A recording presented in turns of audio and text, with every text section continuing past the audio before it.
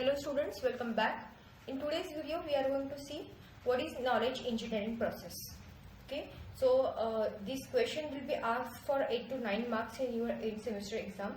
So this is one of the IMP question from unit number 4. So let's see what is knowledge engineering. So knowledge engineering is the process of building a knowledge base that can be used by intelligent systems. तो knowledge engineering ये क्या है, एक process है. Okay और ये process क्यों use की जाती है?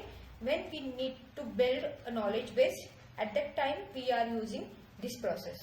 एंड जो नॉलेज बेस हम लोग बनाएंगे वो कौन यूज करेगा? Intelligent systems are going to use that knowledge base. After that it involve several steps to ensure that the system understands and uses the knowledge correctly. तो आपको नॉलेज इंजीनियरिंग के कुछ स्टेप्स फॉलो करने हैं ताकि आप अच्छे से नॉलेज बेस बना सको, और जो भी नॉलेज बेस आप बनाओगे वो सिस्टम को भी अच्छे से समझ में आना चाहिए और your system should use that knowledge correctly. So there are few steps to implement to we can say there are some steps to generate a knowledge base. So first step है identify the task. So you should identify the task. तो इसके लिए आपको पहले क्या करना पड़ेगा? You have to ask some questions. For example you are knowledge engineer. Okay, so your knowledge engineer is going to develop or going to build a knowledge base. तो knowledge engineer में क्या करना चाहिए? It should decide what system should do. System ने क्या करना चाहिए? Should it answer questions, make decisions or both? तो जो भी system आप बना रहे हो तो वो क्या करने वाली है? वो बस आंसर के क्वेश्चंस के आंसर देने वाली है या फिर डिसीजंस बनाने वाली है? तो ये आपको पहले से ही क्लियर करना पड़ेगा. Also identify what information will be available. तो उस पर्टिकुलर नॉलेज बेस में कौन सी इन्फॉर्मेशन जानी चाहिए? This helps decide what knowledge system does. अगर आपको ये पहले से पता है ये सारी चीजें तो इसमें इसका हेल्प हो जाएगा कि कौन सा नॉलेज आपके सिस्टम को चाहिए. Right. For example, does the wumpus knowledge base need to be able to choose actions और is it required to answer questions only about the contents of the environment. तो जो भी आप वंपस वर्ड पता है हमें, वंपस वर्ड में क्या होता है कि एक एजेंट है जिसके पास 16 रूम्स है, उसको गोल्ड को ग्रैब करना होता है and he must have to avoid pits, then wumpus को उसको मारना है. तो यहाँ पे आपको डिसाइड करना है कि बस आपका जो भी नॉलेज बेस रहेगा वो एक्शंस को चूज करेगा या फिर जो भी क्वेश्चंस पूछे जाएंगे उनको आंसर प्रोवाइड करेगा. ओके तो ये दोनों चीजों को आपको पहले क्लियर करना है और according to that you have to develop your knowledge base. Again, deal the sensor facts include current location. तो सेंसर जो भी है, सेंसर की जो भी इंफॉर्मेशन है, जो भी फैक्ट्स का सेंसर कलेक्ट कर रहा है तो उसके अंदर करंट लोकेशन उसने देना चाहिए नहीं. तो ये सारे क्वेश्चंस जो है वो क्या करनी चाहिए आपको पहले नॉलेज इंजीनियर ने क्लियर करने चाहिए. मतलब इससे आपका टास्क जो है वो आइडेंटिफाई प्रॉपर्ली हो जाएगा and it will help you to build a good knowledge base. And the task will determine what knowledge must be represented in order to connect problem instances to the answer.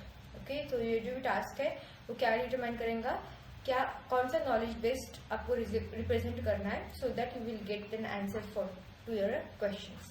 So this is what your first step, identify the task. After that, assemble the relative knowledge or relevant knowledge.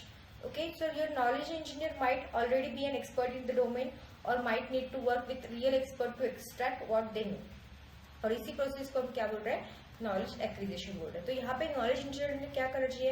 एक तो पहले से वो expert होना चाहिए, अगर नहीं है तो जो भी एक्सपर्ट है, रियल एक्सपर्ट है, उसके साथ उससे काम करना चाहिए so that he can extract what they know. मतलब वो जो एक्सपर्ट है उसको क्या पता है, उसका नॉलेज बेस कितना स्ट्रांग है फॉर दैट पर्टिकुलर सिस्टम, वो उसे एक्सट्रैक्ट करना चाहिए. तो इसको हम नॉलेज एक्विजिशन बोलेंगे.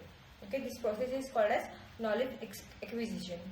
Eight this stage the knowledge is not represented forward. तो यहाँ पे हम नॉलेज रिप्रेजेंटेशन को सीरियसली नहीं लेंगे. यहाँ पे हमें क्या चाहिए? हमें बस रिलेवेंट नॉलेज चाहिए, उसको बस हम असेंबल करेंगे, उससे उस नॉलेज को हम गैदर करेंगे. उसको रिप्रेजेंट कैसे करेंगे, कौन सा लॉजिक यूज करके करेंगे, वो बात की बात है. Okay, knowledge representation is not important at this stage.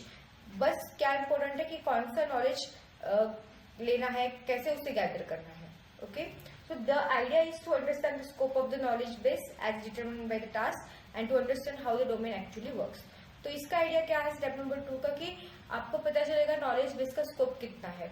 Okay, और जो भी डोमेन है ओके वो कैसे काम करेगा, ये भी चीजें आपको यहाँ पे पता चलेगी. For example wumpus world which is defined by artificial set of rules. Wumpus world में क्या है, सेट ऑफ रूल्स है.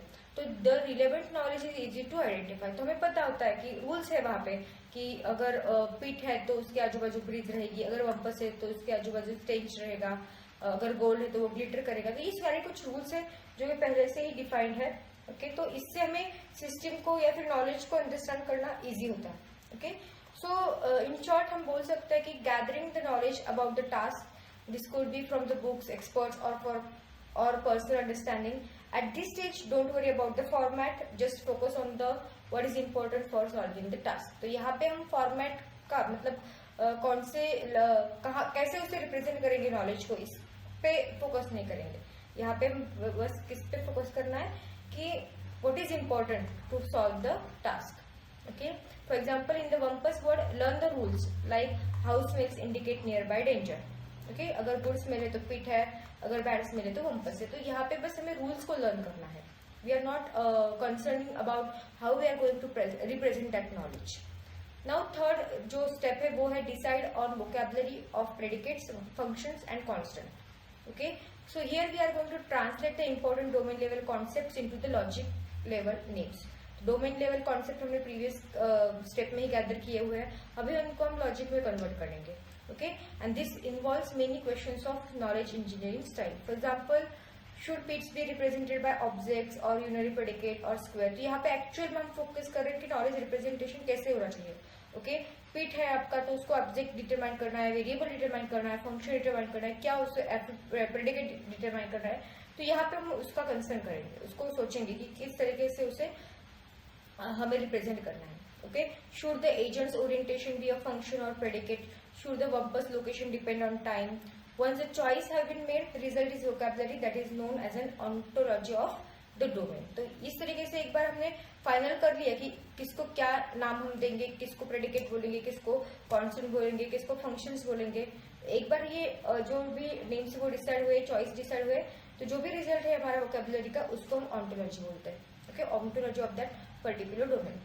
Or in short, we can say that we are choosing how to describe things logically, define the terms like objects, location, properties using logical names, and these steps create ontology, a structured set of terms that defines what exists in the system. Okay, तो ontology मतलब क्या? Set of terms. Okay, vocabulary कौन सा नाम किसको दिया है और वो कुछ तो डिफाइन कर रहा है कि क्या एग्जिस्ट कर रहा है सिस्टम में. एग्जाम्पल है pit of x, मतलब क्या? There is a pit at x. और adjacent x y मतलब क्या? It is showing the relationship between the location. Okay, so in that way we are concerning about giving names or giving vocabulary to the predicates, functions and constants. तो अभी तक हमने पहले identify किया task, उसके बाद हमने गैदर किया नॉलेज, असेंबल किया नॉलेज. अभी हम यहाँ पे क्या कर रहे हैं, जो भी नॉलेज हमने गैदर किया हुआ है उसके लिए हम वोकैबुलरी को डिसाइड कर रहे हैं, ऑन्टोलॉजी को डिसाइड कर रहे हैं. Now fourth one is encode general knowledge about the domain. Now the knowledge engineer writes down the axioms for all the vocabulary terms. This pins down the meaning of the terms, enabling the expert to check the content.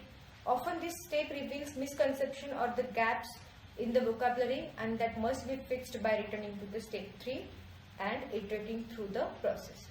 अभी तक हमने क्या किया है, task को identify किया, उसके बाद नॉलेज को गैदर किया. अभी हमने ऑन्टोलॉजी यूज करके, टर्म्स यूज करके नॉलेज को रिप्रेजेंट भी कर रहे हैं. Now what is our task? Our task is to write the rules. Okay, we have enough information, we have representation, how we are going to represent knowledge. Now it is time to write the rules. Okay, so और इसी का हम क्या बोल सकते हैं, encoding of the general knowledge. तो यहाँ पे हम क्या करेंगे, we will describe how the word works using the vocabulary you define. कौन सी vocabulary आपने यूज की हुई है, ontology यूज की हुई है, उसके अकॉर्डिंग आपको यहाँ पे क्या करना है, रूल्स फाइंड आउट करने, रूल्स लिखने हैं. And these rules should be general and apply to any situations in the domain. Okay, तो ये रूल्स जो भी होंगे वो क्या होंगे, कॉमन रहेंगे, जनरल रहेंगे, so that it can be applied to any situation of that particular domain. Example हमने यहाँ पे लिखा है, if a place is smelling then there is a wumpus nearby. जो भी स्मेल आ रहा है तो हम क्या प्रेडिक्ट कर सकते हैं, हम क्या इन्फर कर सकते हैं कि वहां पे वम्पस नियर बाय है. Okay, so in that way you have to write the rule. The fifth step is about encode a description of the specific problem in a Okay, so add specific facts to the knowledge base. These are like the inputs for one situation or case. If your earlier vocabulary and the rules are good, this step is easy. तो यहाँ पे आपको क्या करना है, facts को क्या करना है, ऐड करना है नॉलेज बेस में. Okay, so we have knowledge base, previous steps तक हमने वही किया है. ओके, नाउ यहाँ पे आपको क्या करना है, स्पेसिफिक फैक्ट्स को ऐड करना है. And these are like inputs for one situation और one case we can say. If your earlier vocabulary, मतलब जो प्रीवियसली हमने वोकैबुलरी डिसाइड की है वो अगर रूल्स अगर गुड है तो यहाँ पे ये स्टेप्स इजी हो जाएंगे. तो यहाँ पे मेरे पास क्या लिखना है, location 2,3 smelly to describe a specific situation in the wumpus world. तो यहाँ पे आप क्या कर रहे हो, यहाँ पे आप फैक्ट्स ऐड कर रहे हो. Okay, so location 2,3 is what, smelly. तो यहाँ पे आप क्या कर रहे हो, सिचुएशन को डिस्क्राइब कर रहे हो कि ये पर्टिकुलर जो भी 2,3 लोकेशन है वो क्या है, स्मेली है. Okay, now sixth step is pose the queries to the inference procedure. Okay, तो यहाँ पे आपको क्या करना है, ask questions to the system and let it use the rules and facts to find out the answers. तो आपको पहले क्वेश्चन पूछना है, उसके बाद जो भी रूल्स आपने डिफाइन किए हैं, फैक्ट्स डिफाइन किए हैं, उनको यूज करके उन्हें क्या करना चाहिए, आंसर करना चाहिए. Okay, and this is where the system thinks using the logic. यहाँ पे एक्चुअल थिंकिंग प्रोसेस होती है बाय यूजिंग द लॉजिक.